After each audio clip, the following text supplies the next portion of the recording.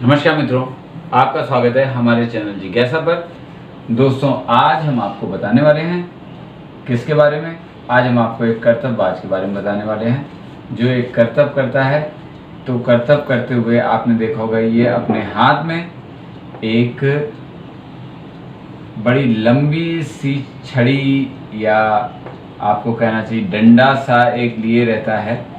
जब ये कर्तव्यबाज चलता है किसी रस्सी पर, यानी कि रस्सी पर चलने वाला ये कर्तव्यबाज के हाथ में अक्सर एक लंबा डंडा क्यों होता है।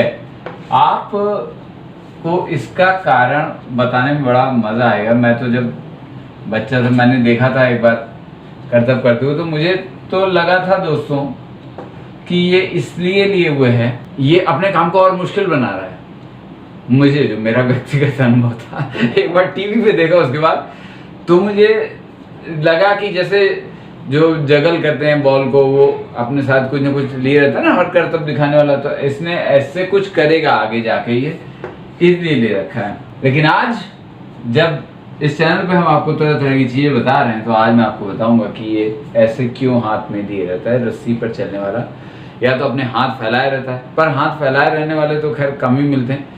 किसी बहुत ऊंची रस्सी पे चलना होता है, अक्सर एक हाथ में डंडा या पोल सा रॉड सी लिए रहते हैं, फाइबर का बना हुआ है या किसी ऐसी धातु का बना हुआ। थोड़ी भारी धातु जरूर होती है, ये जो भी उसके अंदर तत्व होता है वो थोड़ा भारी होता है, बिल्कुल हल्का नहीं लेके चलते। उसकी क्या वजह है वो भी बताएंगे हम आपको।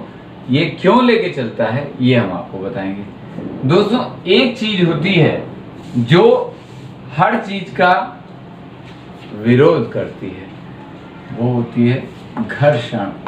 होती है घर्षण।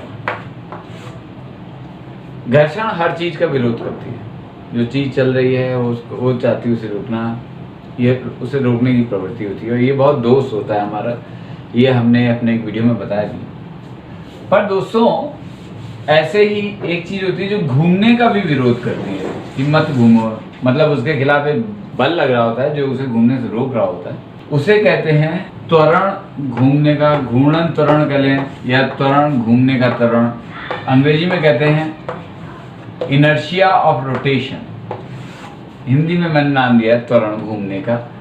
त्वरण घूमने का क्या मतलब, उसके घूमने की जो गति होती है, घूमने का एक चीज विरोध करती है। और वो किस चीज पर निर्भर करता है। दोस्तों, आपने किसी स्केटर को देखा होगा कि स्केटर जो रोलिंग स्केट्स पे कर्तव्य दिखाते हैं, वो जब अपने हाथ फैला लेते हैं तो उनके घूमने की दर कम हो जाती है। आपने ये भी देखा होगा। और जब वो हाथ अपने सिकोड़ लेते हैं, अपने हाथ जब वो ऐसे कर लेते हैं, क्षमा कीजिएगा, ऐसे, अभी तो मुंह बना रहा हूँ, हाथ नहीं बना रहा, लेकिन जब उन्हें तेजी से घूमना होता है तो वो अक्सर अपने हाथ सिकोड़ लेते हैं, जूम जूम जूम, फिर एकदम से चक्कर लगाते हैं। ऐसा भी देखा होगा आपने, है ना।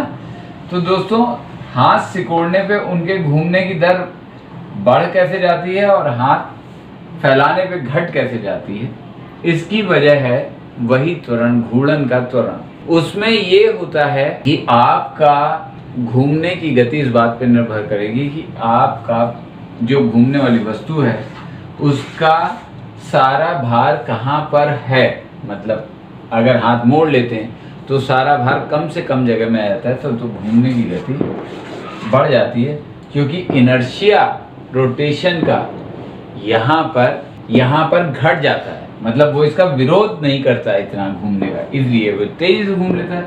यहाँ पर वो इनर्शिया, वो त्वरण बढ़ जाता है, यानी उसके घूमने का विरोध बढ़ जाता है, इसलिए व्यक्ति के घूमने की गति घट जाती है। आपने भी देखा होगा, कभी हम फिसलते हैं, अचानक से हमारे हाथ यूं फैल जाते हैं, क्योंकि हमारा शरीर उसी के अनुसार करता है।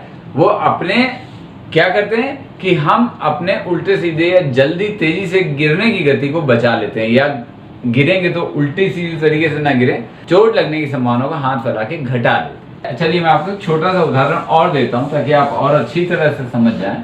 ये समझिए, ये एक पहलवान है, इसने अपने हाथ में ले रखे हैं डंबल शंबल, ये जो रॉड होती है रॉड पकड़ रखिए और रॉड पे लगा रखे हैं डंबल। तो देखिए दोस्तों, आप चित्र देख के ही अंदाज लगा सकते हैं और चित्र देख के ही आपको मेरी बात समझ में आ जाएगी। अगर इसने ऐसे रख रखे हैं तो जब ये जो वजन है इस रॉड में जितनी दूर होगा उतनी दूर वो इसे ऊपर नीचे हिलाना मुश्किल होगा उसे, लेकिन वो ज्यादा स्थिर रहेगा, इनर्शिया ज्यादा लगेगा तो स्थिर भी रखेगा और लेकिन उसे ज्यादा ऊपर नीचे ऐसे करने की इजाजत नहीं देगा। अगर यही वजन खिसका के इधर लगे आए तो वो रॉड को ज्यादा हिला सकता है, लेकिन अब की बार उसका खुद का संतुलन उतना स्थायी नहीं होगा। यह है त्वरण घूर्णन, जो मैंने हिंदी में नाम दिया, क्षमा कीजिए मुझे नाम मिला नहीं। यह है इनर्शिया ऑफ रोटेशन। तो इस वजह से वो जो व्यक्ति जो रॉड लेके रस्सी पर चलता है, वो ये देखिए दोस्तों, ये रस्सी पर चलता हुआ व्यक्ति है, इसके हाथ में ये जो रॉड होती है ये कैसे इसकी मदद करती है कि इसके संतुलन को कहीं अधिक स्थायी बनाती है, इसके भार को दूर तक फैला देती है। यहां तक आप अगर देखें ध्यान से तो अक्सर आप देखेंगे कि ये जो लंबी सी डंडी होती है ये हाथ से नीचे लेके चलता है, इसका कारण भी मैं आपको बताने वाला हूं, लेकिन इसके भार को यहां तक फैला देती है ये। तो इस पे बहुत ज्यादा इनर्शिया ऑफ रोटेशन यानी त्वरण घूर्णन का लगने लगता है और इसकी वजह से इसका संतुलन और स्थायी हो जाता है। मतलब फिर इसे जरा सा प्रयास करना पड़ता है, जरा सा इधर गई तो जरा सा इधर को इसने सही किया, फिर इधर गई तो जरा से इधर को किया। आप कहें ये कैसे किया? अरे भाई अनुभव होता है ना, ऐसे सीधे कोई रस्सी पे नहीं चला जाता, पहले उसका अभ्यास करता है, उस अभ्यास से ये सीख जाता है, उसका दिमाग उसे बताने लगता है। दूसरा फायदा क्या होता है दोस्तों?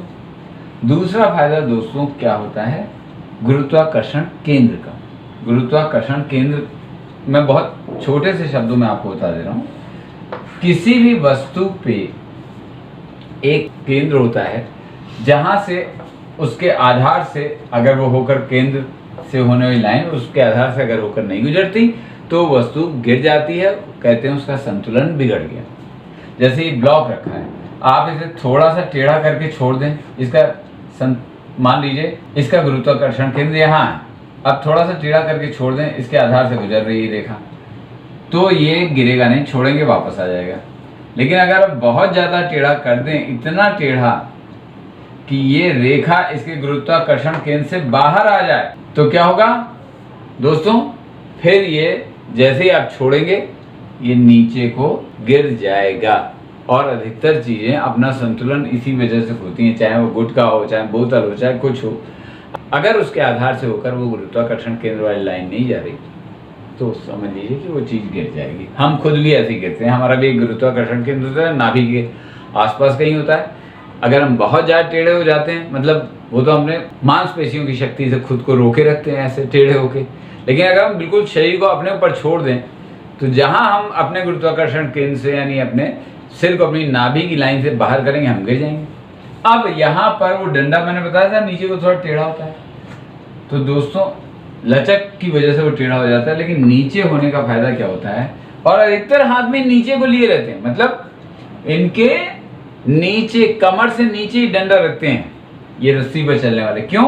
क्योंकि इनका गुरुत्वाकर्षण केंद्र जो इनके नाभि के आसपास होता है वो इस पूरे भार की वजह से और नीचे चला जाता है और इतने क्षेत्र में ये डंडा फैला होता है। इसलिए गुरुत्वाकर्षण केंद्र इस डंडे का भी फायदा उठाता है और इनके इस गुरुत्वाकर्षण केंद्र से बाहर जाने की संभावना घटा देता है। हालांकि बहुत पतली सी जगह पे है इसलिए इनके गिरने की संभावना, लेकिन चूंकि गुरुत्वाकर्षण केंद्र काफी इनके पैरों के आसपास, जितना गुरुत्वाकर्षण केंद्र वस्तु का नीचे होगा उतना उसके संतुलन के स्थायी होने की संभावना रहेगी। आपने ऐसे देखा खिलौने घूसा मारो गिरते नहीं, तो उनके नीचे बहुत भारी पदार्थ लगा देता है, तो वो कितना भी आप मार लो गुरुत्वाकर्षण केंद्र उनके आधार से बाहर जाता ही नहीं। फॉर्मूला कार वगैरह में भी इस चीज का इस्तेमाल किया था, उनका आधार बहुत बहुत ज्यादा भारी बनाया जाता है ताकि रेसिंग के समय वो हवा के दबाव से ऊपर को न उठ जाए, इसलिए ऐसा किया जाता है।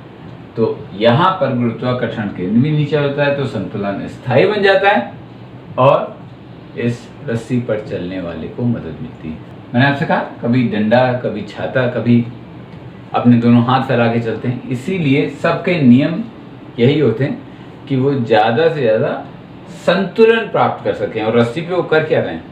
रस्सी पे वो संतुलन ही तो कर रहे हैं। ऐसी दुर्घटनाएं भी हुई, लोग रस्सी पे ये करतब करते हुए मारे भी गए। तो हमारी तो यही कामना है, कर्तव्य कोई करने वाला इस तरीके से दुर्घटना का शिकार ना हो। हमारे चैनल जिज्ञासा को आप देखते रहिए। फिर मिलेंगे मित्रों, नमस्कार।